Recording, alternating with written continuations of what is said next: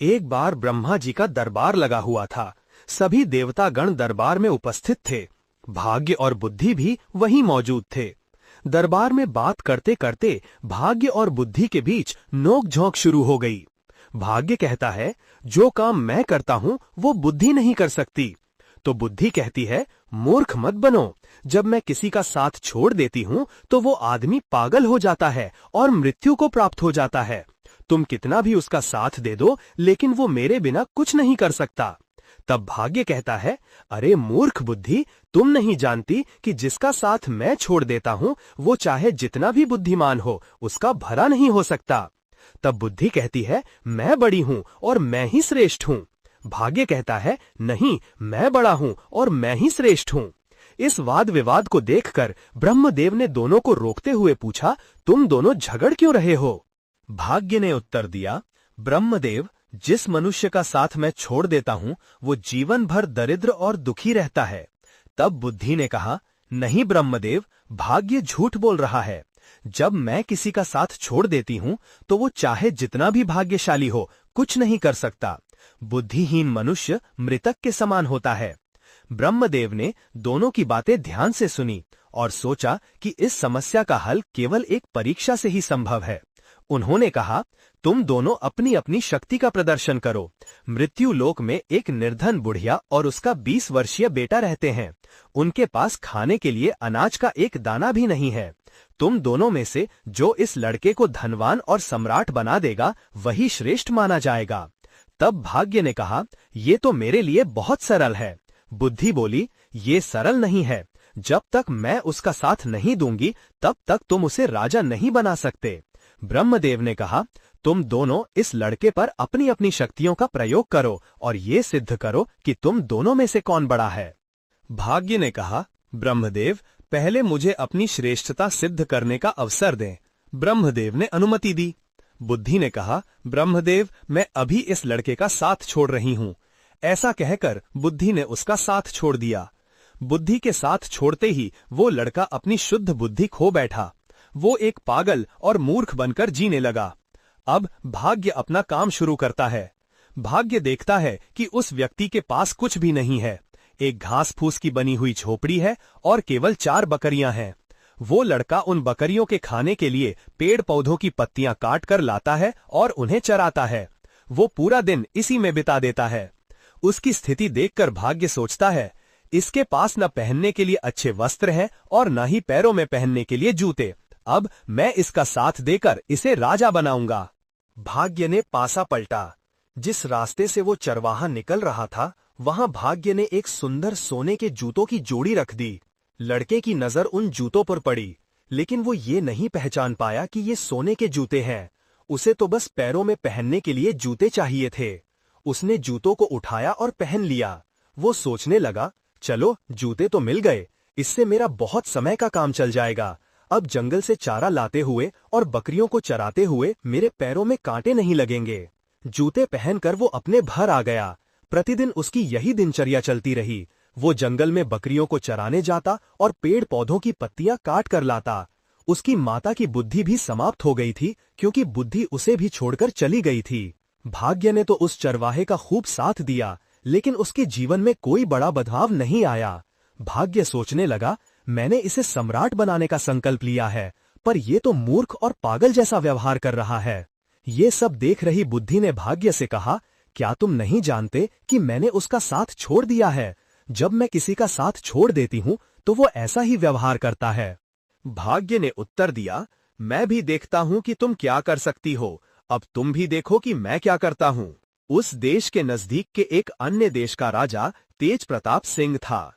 उसके दरबार में एक व्यापारी था जो अलग अलग देशों और स्थानों पर जाकर व्यापार करता था। वो व्यापारी ऊंटों पर पीतल लाद कर ले जाता और दूसरे देशों में व्यापार करता था। एक दिन वो व्यापारी उसी जंगल से गुजर रहा था जहां वो चरवाहा अपनी बकरियां चरा रहा था। उस व्यापारी ने देखा कि चरवाहे के पैरों में सोने के जूते हैं और वो उनकी कोई कदर नहीं कर रहा है। उसे देखकर लगता था कि वो इन जूतों की कीमत के बारे में जानता भी नहीं है। व्यापारी अपने ऊंट से नीचे उतरकर चरवाहे से पूछने लगा, भाई, ये जूते तुम्हें कहां से मिले?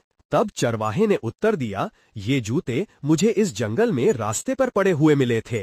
व्यापारी ने पूछा, क्या तुम ये जूते बेचना चाहोगे? चरवाहे ने कहा, जरूर बेच दूंगा। इन्हें पहनते पहनते मुझे बहुत समय हो गया है, लेकिन ये टूटते या फटते ही नहीं हैं। ये काफी मजबूत हैं। मुझे इन जूतों के बदले में ज्यादा कुछ नहीं चाहिए, बस 2 बोरी अनाज चाहिए, जिससे मुझे और मेरी माँ को 2 समय का भोजन मिल जाए। हम तो भूखे मर रहे हैं। व्यापारी ने वो सोने के जूते 2 बोरी अनाज के बदले ले लिए। सोने के जूते पाकर व्यापारी बहुत खुश हो गया। वो चरवाहे को 2 बोरी अनाज देकर चला गया। ये देखकर बुद्धि ने भाग्य से कहा, भाग्य, देख रहे हो, तुम्हारे सोने के जूते तो 2 बोरी अनाज के बदले में बिक गए। तुम्हारे ये स्वर्ण जूते अनाज में बदल गए। भाग्य ने बुद्धि की बात सुनकर कहा, बुद्धि, तुम चिंता मत करो। मैं जिसका भी साथ देता हूँ उसे कोई भी राजा बनने से नहीं रोक सकता। मैं इसे एक महान सम्राट बनाकर ही रहूंगा। बुद्धि कहने लगी, भाग्य, तुम मेरे बिना कुछ नहीं कर सकते। देखना, तुम इसे अवश्य मार दोगे। ये बेचारा कहीं राजा बनने से पहले ही मर न जाए। भाग्य ने कहा, बुद्धि, तुम कैसी बातें कर रही हो? देखना अब मैं क्या करता हूँ। इतना कहकर भाग्य फिर से उस व्यक्ति के पास आया। उसने दूसरे सोने के जूतों की जोड़ी, जो सोने, चांदी और हारों से जड़ी हुई थी, उसी रास्ते पर रख दी जहां से चरवाहा बकरियों के लिए पत्ते लेने जंगल जा रहा था। जब चरवाहे को फिर से सोने के जूते मिले तो वो बहुत प्रसन्न हुआ। दूसरी तरफ चरवाहे ने जो सोने के जूते उस व्यापारी को बेच दिए थे, वो व्यापारी सोचने लगा, क्यों न मैं इन्हें अपने राजा को भेंट करूं, ताकि महाराज प्रसन्न होकर मुझे कुछ इनाम दे। ये सोचकर वो व्यापारी सोने के जूते लेकर राजा तेज प्रताप सिंह के महल में गया। राज दरबार में जाकर उसने वो सोने के जूते राजा को दे दिए और कहा, महाराज, ये स्वर्ण जूते मैं खास तौर पर आपके लिए लाया हूँ। ये जूते अद्भुत हैं। ऐसे जूते तो हमारे महाराज के पास ही होने चाहिए। महाराज तेज प्रताप ने जूतों को देखकर बहुत प्रसन्नता व्यक्त की। इतने सुंदर जूते देखकर राजा बहुत खुश हो गए और अपने मंत्री से कहने लगे, मंत्री जी, इस व्यापारी को 200 सहस्त्र स्वर्ण मुद्राएं इनाम में दे दी जाएं। राजा तेज प्रताप सिंह ने उस व्यापारी को 200 सहस्त्र स्वर्ण मुद्राएं इनाम में दिलवा दी। इतनी ज्यादा स्वर्ण मुद्राएं पाकर व्यापारी बहुत खुश हो गया। इसके बाद वो दोबारा अपने ऊंटों पर पीतल लादकर दूसरे देश में व्यापार के लिए चल पड़ा। वो व्यापारी अपने व्यापार के लिए उसी जंगल से होकर जाता था, जहां वो चरवाहा अपने पशुओं को चराता था और अपनी माता के साथ रहता था। इस बार भी वो उसी जगह से जा रहा था और संयोगवश चरवाहा भी वहीं पर अपनी बकरियों को चरा रहा था। जंगल में अपने सामने उस चरवाहे को दोबारा देखकर वो व्यापारी खुश हो गया। उसने फिर से उस चरवाहे के पैरों की ओर देखा। चरवाहे के पैरों में दूसरी जोड़ी स्वर्ण जूते देखकर उसने सोचा, इसके पास तो और सोने के जूते आ गए। न जाने ये कहां से ऐसे जूते लेकर आता है। उसने कहा, भाई, क्या तुम फिर से इन जूतों को भी बेचना चाहोगे? चरवाहे की तो जैसे मन चाही मुराद पूरी हो गई। वो बोला, हाँ, जरूर बेच दूंगा, लेकिन इस बार आपको इसके बदले में मुझे 3 बोरी चने देनी होगी। व्यापारी भी खुश हो गया और बोला, हाँ ठीक है, मैं 3 बोरी चने दे दूंगा। चरवाहे ने एक शर्त और रख दी। वो बोला, चने भुने हुए होने चाहिए। व्यापारी ने उसकी ये बात भी मान ली और 3 बोरी भुने हुए चने अपने ऊंट से नीचे उतारे।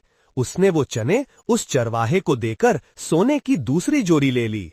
अब व्यापारी के मन में ये विचार आने लगा, पहले एक जोड़ी जूते जो मैंने महाराज को भेंट किए थे, उसके बदले महाराज ने मुझे 200 सहस्त्र स्वर्ण मुद्राएं दी थीं। इस बार हो सकता है कि महाराज मुझे पिछली बार से भी ज्यादा बड़ा इनाम दें। मैं इन जूतों को भी महाराज की सेवा में लेकर जाता हूँ। वह इस बार भी उन हीरे जवाहरात और रत्न जड़े सोने के जूतों को लेकर राजा तेज प्रताप सिंह के दरबार में पहुंच गया। व्यापारी राजा से बोला, महाराज, मैं आपके लिए हर बार कोई न कोई विचित्र वस्तु लाता रहता हूँ। हे राजन, आप इन्हें स्वीकार कीजिए। राजा तेज प्रताप सिंह ने जब जूतों को देखा तो कहने लगे, सच में ये बहुत सुंदर हैं। ये सोने के जूते हैं और पिछली बार दिए गए सोने के जूतों से भी ज्यादा सुंदर हैं। राजा ने व्यापारी से पूछा, मुझे तुम ये बताओ कि तुम ये जूते लाते कहां से हो? तुम्हें ये जूते कौन देता है? व्यापारी को कुछ समझ नहीं आया कि वो क्या करे।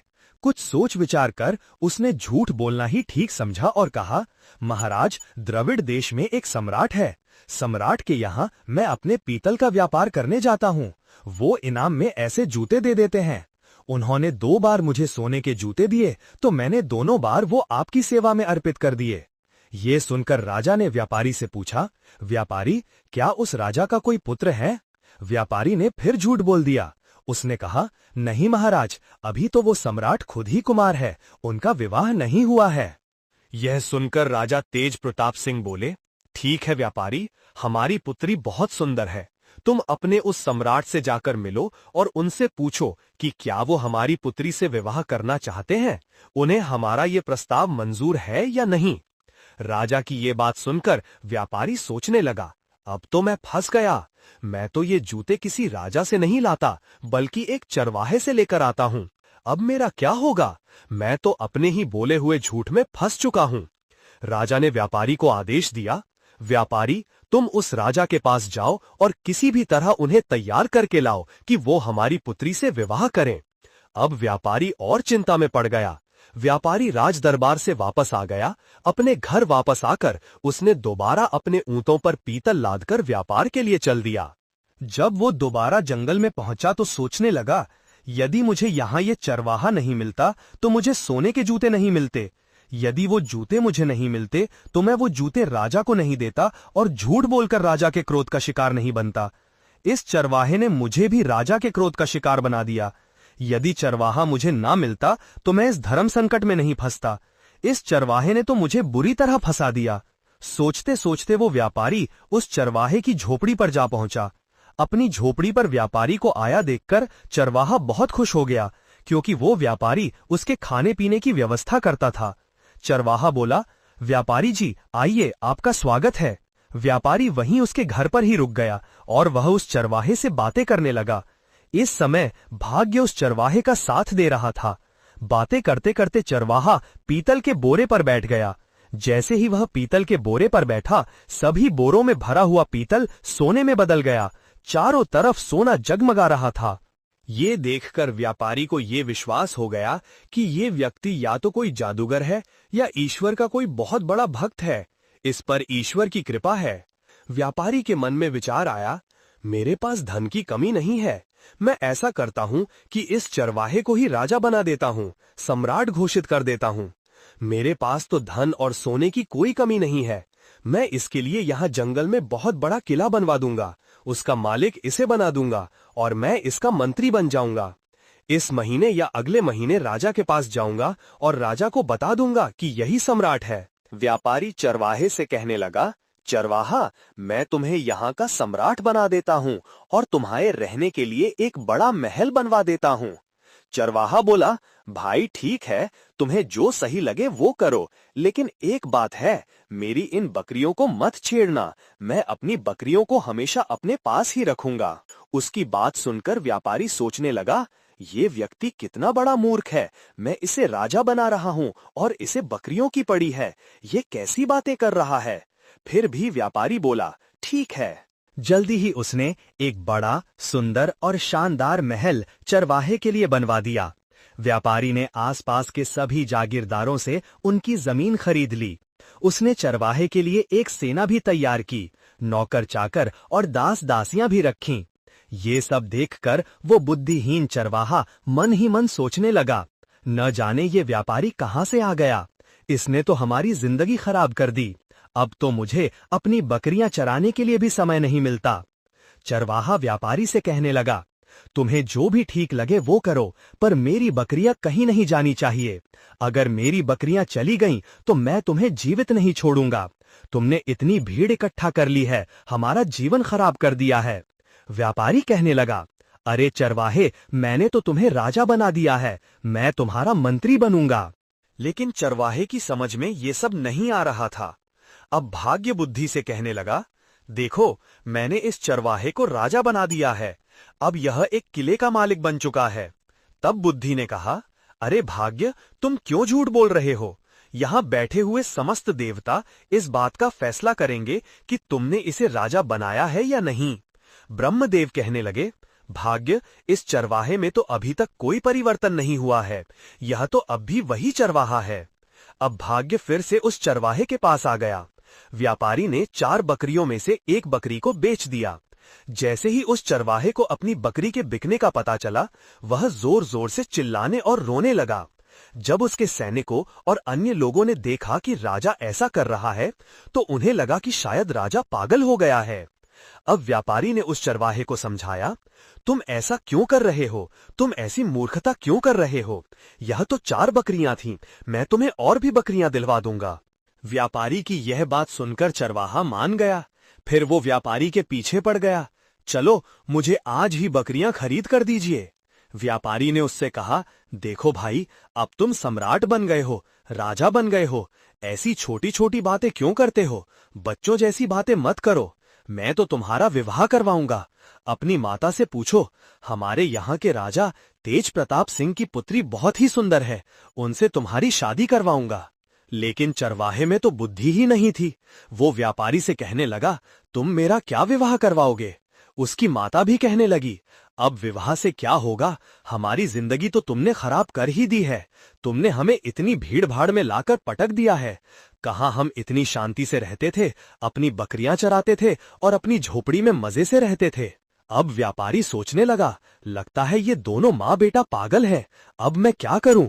ऊपर से उसे महाराज तेज प्रताप सिंह का डर सता रहा था। ऐसे ही समय गुजरता गया। तब तक 6 महीने का समय पूरा हो गया। अब व्यापारी अपने देश में महाराज तेज प्रताप सिंह के पास पहुंचा।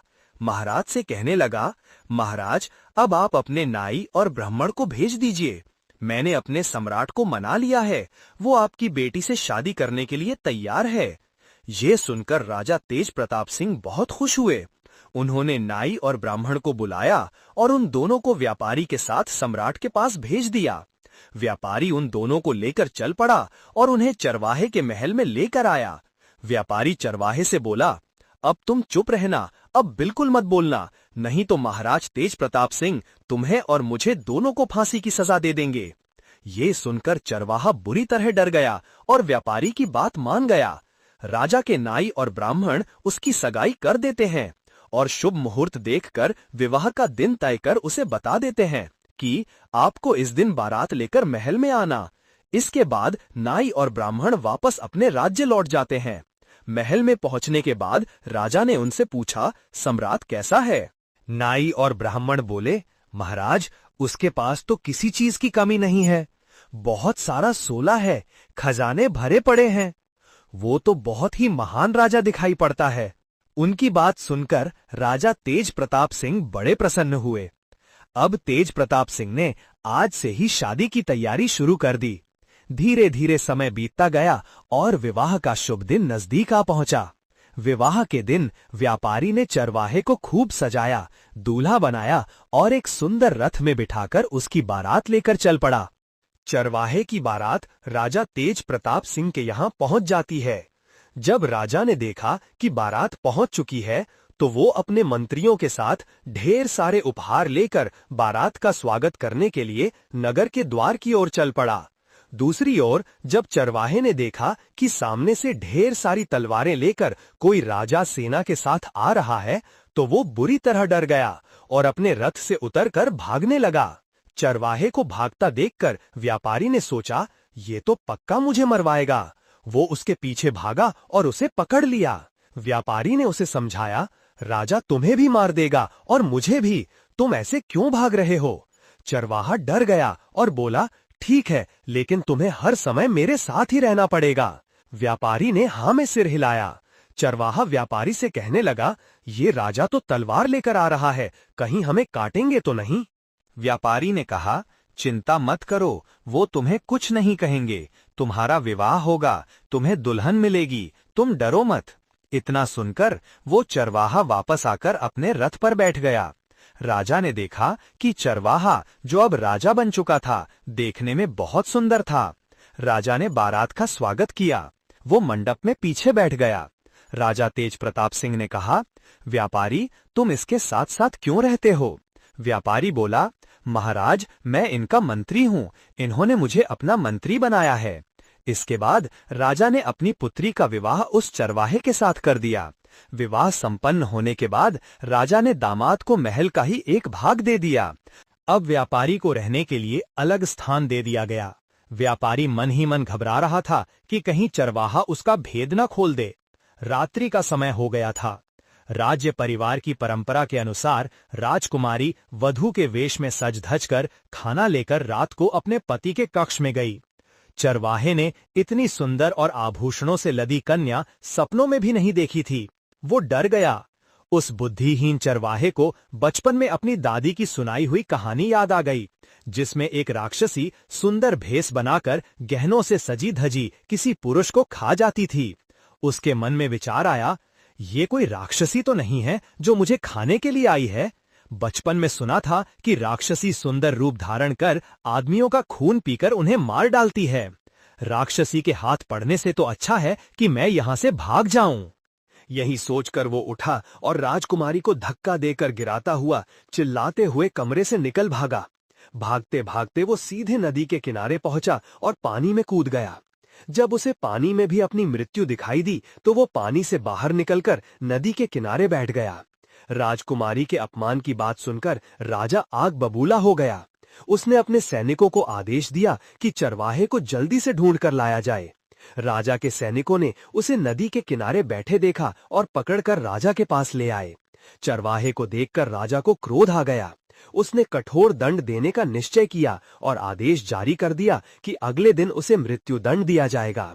ये सब देखकर भाग्य माथा पीट रहा था और सोच रहा था, ये तो मूर्ख निकला। मूर्ख ने मेरी सारी योजना चौपट कर दी।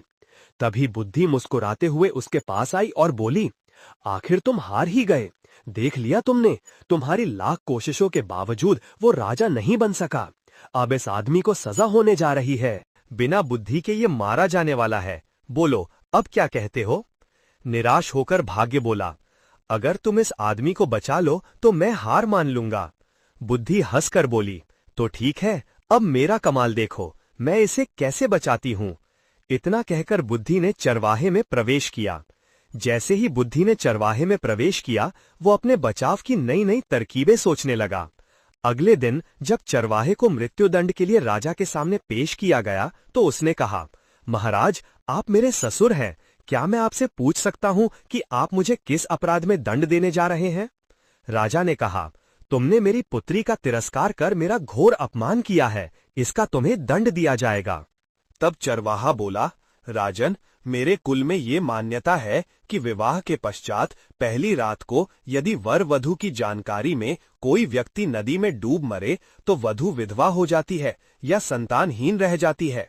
जब आपकी पुत्री कमरे में आई तभी नदी की ओर से बचाओ बचाओ की आवाज मेरे कानों में पड़ी।